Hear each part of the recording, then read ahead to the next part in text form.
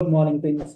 GST platform के YouTube channel में आप सभी का स्वागत है। जी हाँ फ्रेंड्स, जीएसटी के अंदर जो अभी फिजिकल वेरिफिकेशन या फिजिकल इंस्पेक्शन का नया जो दौर चला है, जिसके अंदर अगर आप 180 डेज का पेमेंट अपने सप्लायर को नहीं करते हैं तो उसके बेसिस पर जो है इंस्पेक्शन किया जा रहा है। तो अब यहाँ पर जो मैंने वीडियो आपके साथ शेयर करी थी कि किस केसेस में आपके पास इंस्पेक्शन या फिजिकल वेरिफिकेशन जो है वो आ सकता है, उसके बाद बहुत सारे लोगों की ये क्वेरीज आ रही है कि लेट सपोज हमारे पास फिजिकल वेरिफिकेशन या इंस्पेक्शन आ गया है, तो अब आगे करना क्या है, उसमें क्या डॉक्यूमेंट्स मेंटेन करने हैं और किस तरीके से डॉक्यूमेंट्स को डिपार्टमेंट के सामने रखना है ताकि आपके ऊपर कोई भी अननेसेसरी की लाइबिलिटी या अननेसेसरी का आईटीसी डिसअलावेंस या डिनायल जो है वो ना आ जाए। तो आज के सेशन में हम लोग वही प्रोविजन डिस्कस करने वाले हैं, उसी चीज को डिस्कस करने वाले हैं कि आप अपने बुक्स ऑफ अकाउंट्स को या फिर आप अपने डॉक्यूमेंट्स को किस तरीके से तैयार रखेंगे अगर आपका फिजिकल वेरिफिकेशन जो है वो हो रहा है और 180 डेज का टाइम पीरियड के बेसिस पर हो रहा है। तो यहाँ पर हो क्या रहा है ना, जो मैंने आपको पिछले वीडियो में भी बताया था कि अगर आपने कुछ परचेजेस करे हैं, कुछ इनवॉइसेस हैं जिसका आईटीसी आपने क्लेम किया हुआ है, लेकिन अब उस इनवॉइस का जो पेमेंट है वो 180 डेज के अंदर नहीं करा हुआ। तो अब यहाँ पर ना कंफ्यूजन ये है कि ये कैसे समझ में आएगा कि कौन सा इनवॉइस 180 डेज में है या नहीं। तो इसके लिए ना डिपार्टमेंट के पास क्या डेटा अवेलेबल है, वो किस तरीके से इस चीज को एनालाइज कर रहे हैं या कर सकते हैं। आप जो अपनी बैलेंस शीट बनाते हैं, उस बैलेंस शीट के अंदर आप दिखाते हैं क्रेडिटर्स। इस क्रेडिटर्स के अंदर जैसे अभी 31 मार्च 2026 की बैलेंस शीट फाइनल हो रही है, उसके अंदर सन्ड्री क्रेडिटर्स दिखेंगे। अब ये जो सन्ड्री क्रेडिटर्स आप दिखला रहे हैं, यहीं से आइडेंटिफाई होगा कि 180 डेज से ऊपर है या नहीं। जैसे मान लीजिए आपने सन्ड्री क्रेडिटर्स 31 मार्च 2026 में दिखलाया है, लेट सपोज 1 करोड़ रुपए का। अब इस 1 करोड़ रुपए के क्रेडिटर्स में मान लीजिए एक पार्टी है रामू, जिससे आपने 20 लैक्स के परचेजेस किए हैं। एक पार्टी है श्यामू, जिससे आपने 80 लैक्स की परचेजेस की। टोटल 1 करोड़ का सन्ड्री क्रेडिटर्स आपके पास पड़ा है आउटस्टैंडिंग, जो कि 31 मार्च 2026 को है। अब नियम यह है कि ये तो क्रेडिटर्स है, इसमें आपको आइडेंटिफाई करना होगा कि कौन से ऐसे इनवॉइसेस हैं जिसका पेमेंट 180 डेज से ऊपर ओवरड्यू हो गया है। अब मान लेते हैं कि इसके अंदर जो ये 20 लाख का सन्ड्री क्रेडिटर्स है, इसके अंदर 4 इनवॉइसेस हैं। ठीक है, इसके अंदर 4 इनवॉइसेस हैं।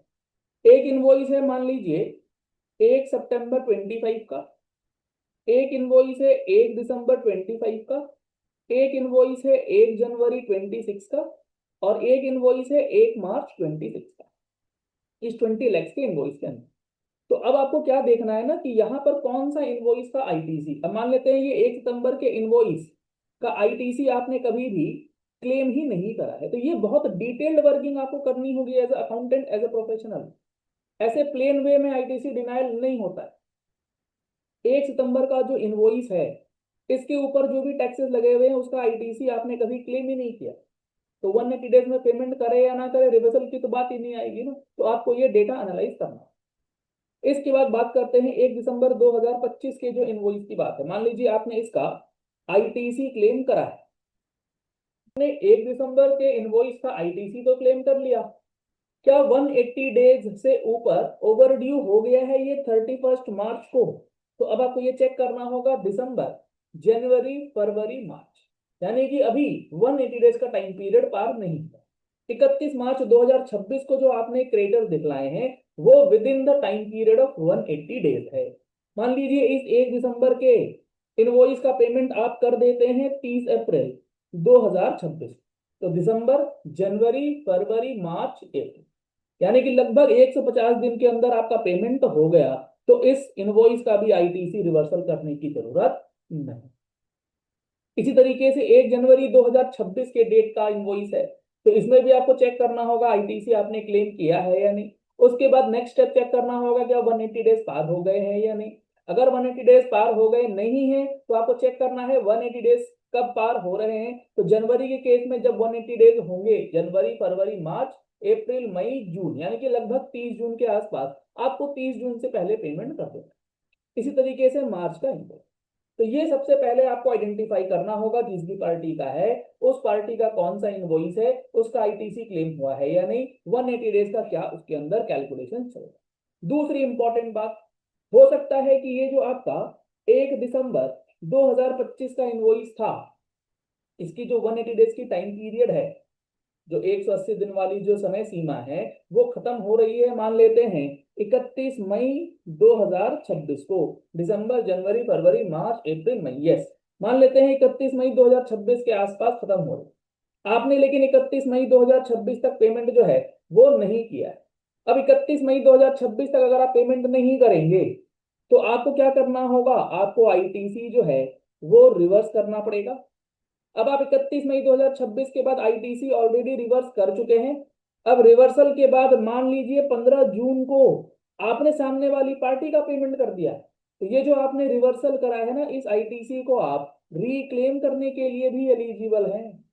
तो अगर आपका फिजिकल वेरिफिकेशन आया है, इसमें ये सारी बातें आ रही हैं कि आपका इतने अमाउंट का आईटीसी है, तो आपको ये डिटेल्ड वर्किंग निकालनी होगी कि क्या ऐसा कोई आईटीसी है जो आपने रिवर्स ऑलरेडी कर दिया है, या आपने रिवर्स नहीं किया, आपने पार्टी का पेमेंट जो है कर दिया है। तो आईटीसी रिवर्सल की बात नहीं आएगी, फिर आएगा कि आपने जो 2-3 महीने आईटीसी गलत लिया है उसका इंटरेस्ट का पेमेंट आप सिर्फ करें। तो फिजिकल वेरिफिकेशन के अंदर ना ये बहुत इंपॉर्टेंट वर्किंग्स हैं जो आपको अपने बुक्स ऑफ अकाउंट्स के अंदर, और as per the provisions of section 16 sub section 2, जिसके अंदर प्रोवाइजो में ये बात लिखी गई है 180 डेज का पेमेंट जो है वो आपको करना है। और सबसे इंपॉर्टेंट बात, मान लीजिए बिल है 1 लाख रुपए का, अगर आपने 50,000 का पेमेंट किया है तो आईटीसी अगर इसमें 20,000 इन्वॉल्व है तो आपको प्रोपोर्शनेट अमाउंट ही रिवर्स करना है, पूरा अमाउंट रिवर्स नहीं करना है। 1 लाख का बिल था, 50% आपने पेमेंट करा है, तो आईटीसी जो 20,000 है इसका 10,000 ही रिवर्सल में आएगा, अगर वो एलिजिबल रिवर्सल बनता है तो ये सारी बातें आपको अपने फिजिकल वेरिफिकेशन, फिजिकल इंस्पेक्शन के डॉक्यूमेंट्स में बहुत अच्छे से समझ में आनी चाहिए, अच्छे से आपका यह वर्किंग हो जाना चाहिए। चलिए इस वीडियो पे ही एंड करते हैं। आशा करते हैं आपको ये सारी बातें जो हैं समझ में आ गई होंगी, और इस तरीके के प्रैक्टिकल एनालिसिस के लिए आप हमारा यूट्यूब चैनल जीएसटी प्लेटफॉर्म जो है वो सब्सक्राइब कर लीजिएगा, नोटिफिकेशन बेल के साथ कोई भी इंपॉर्टेंट वीडियो आपसे मिस नहीं होगी। जीएसटी इनकम टैक्स के अंदर important judgements, updates, amendments and analysis हर महीने अगर आपको रिक्वायर्ड है तो आप इसके लिए हमारा मंथली टैक्स मैगजीन का सब्सक्रिप्शन ले सकते हैं, जिसके अंदर आपको each and every month email as well as physical copies के साथ इंपॉर्टेंट जजमेंट का एनालिसिस, अपडेट्स एंड अमेंडमेंट जो है वो प्रोवाइड किए जाते हैं। Thank you, have a nice day.